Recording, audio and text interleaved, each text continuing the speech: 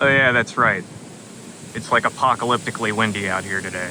Mind you, it's very pretty, but it's a hazard given the equipment and the other props I have for this update.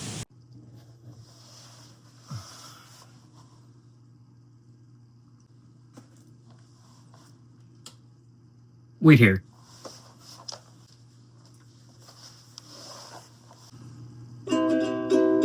There, now it's a vlog. So I hope you've enjoyed what I've been posting to this channel and the main channel. Shaking off the rust, experimenting again, dabbling in all the things that I like. One thing I haven't really touched on in a little while is, you know, that zine stuff. That big chunky slab of content that I first put on this channel. The short of it is I fell off the wagon. The long of it is I've been seasonally sad, observing what's going on in the wider world, and have been too fucking tired to do much of anything until like the last few days.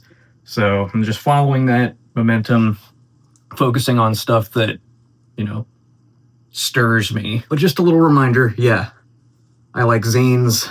They're my latest fixation out of many, and they are a jumping off point of a topic I want to talk about briefly. It's a term that I didn't coin. I've seen it evoked and paraphrased from multiple places, including this one right here, a zine from Microcosm called How to Get Off Social Media and Still Keep in Touch with Your Friends. It's largely aimed at artists and other creatives who must rely on social media just because that's the time that we live in, but it basically makes the case that you will be happier and more at home with yourself in a manner that predates the internet if you take some steps to remove the commerce, the spectacle, the parasocialness from your day-to-day life. And even if you don't necessarily get all the way off of the internet, you can remove enough of it from yourself to be happier. And ironically, given that this is a word that defines all of our lives to a degree that we don't like, more productive in ways that count for you personally. But back to the term that I want to evoke for this vlog, analog internet. The idea that it's more than possible to get an offline version of the World Wide Web by simply returning to tradition. A phrase you'll hear me say all the time, for sure. But what is the internet? You know, it's a bunch of videos, it's a bunch of resources, it's a bunch of blogs, it's a bunch of chronicles, it's an archive of history, art, culture. Sounds pretty Alexandrian to me. What I'm getting at is you can totally recreate the content and the diversity of the internet right at home without Wi-Fi. So let's say, for instance, oh, I want to read this short essay with illustrations and punk rock influenced philosophy. This is an Instagram post, and then some, made of paper. Here's another one of those, from the Decolonization Coven, founded by Piper Barber to encourage people to make zines, explain, and educate based off of topics and issues that are important to you. Operation NEWSSTAND or OpSTAND. You can visit the Coven, find out more about that, and open yourself up to another rabbit hole of tiny little pocket pamphlets that explain things. Maybe I want to read how to make an affinity group. Maybe I want to read about bands from the 80s. There's a tiny bug thing on here. I don't want it there. I don't want it. Basements. Oh, that's ironic. Oh, that's devastating.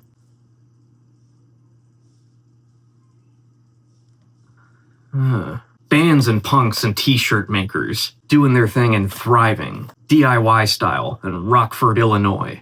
Fiction? You like fiction? All right, dust off one of those old digests that you've never read. It's just like a dozen or so short stories by sci-fi writers or fantasy writers. If you want to be more like your resident Newsk, though, more info on this later, you can read capsule literature, compendiums of reviews and thought pieces from fucks like Robert Christgau, Roger Ebert. You can support the independent scene in your own niche and communities based off of music that you like. This is the Test Pattern series, which features an interview with Martin Newell of Cleaners from Venus. Lizzie Cooper, who you can find on Instagram, keeps up semi-regularly with the music that she likes and interviews the artists to make the culture. Granted, it's through Instagram, and I understand this is to get off the internet. But even if you just use the internet as a tool for networking, you can log off once you no longer have to do that and make stuff by hand, read stuff by hand. Mentor of mine and family member, Joe Carabeo, and his wife Carolyn, they make their own comic books, artwork, music, films, and they interact with their local communities to just make stuff and put out cultural reference points, collaborative avenues for the art and literature that they like to consume and make. Why follow accounts that upload Charlie Brown or Calvin and Hobbes or The Far Side when you can just read Calvin and Hobbes in The Far Side by a window? Let in vitamin D. Let the sun touch your face while revisiting the kind of comics and cartoons that were too sophisticated for you to get all of as a kid, but you are now old enough to get all of as an adult. This is an ADHD tornado of just culture and wisdom and insight that you can do without Wi-Fi. Yes, I can see the contradiction in making a YouTube video and posting it online and sharing it with all the accounts that I have that I know are bad for me if I use them too much. But the fact remains, I found a zine like this one on critical thinking through a writer and zine maker that I found through a Meta account and then supported them directly by being an impulse consumerist and aiming it conveniently at the right moral thing.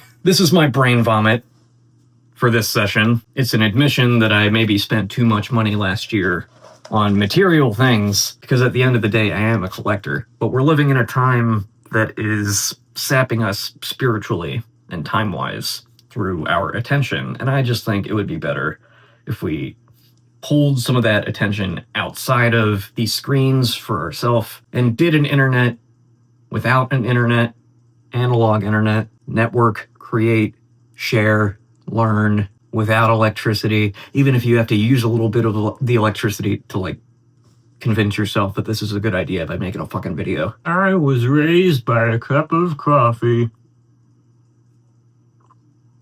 It's something he would say. Anyway, let me end this point on this thing. I made a medium-sized zine, it's only a few pages, to promote my projects, this one and Lenewski, the main channel. I am going to upload it to my Patreon, where you can go get it. I'll make it a freebie. It'll be available to anyone who follows the Patreon, even just a free account. You can print it out, read it, make copies, leave it in, like, park benches or water fountains or bathrooms.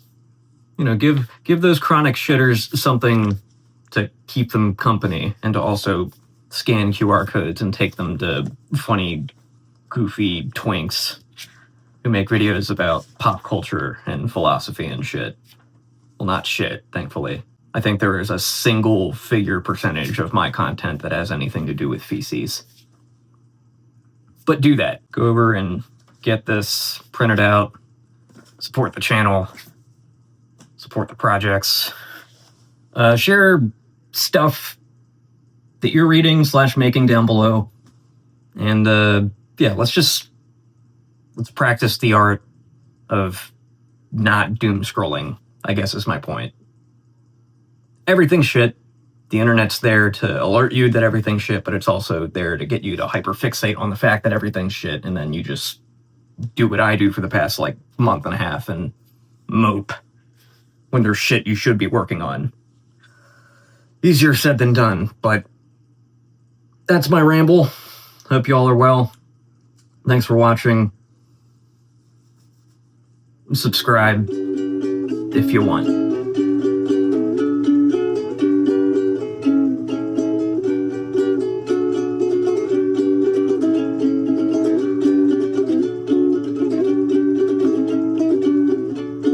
God, that's out of tune.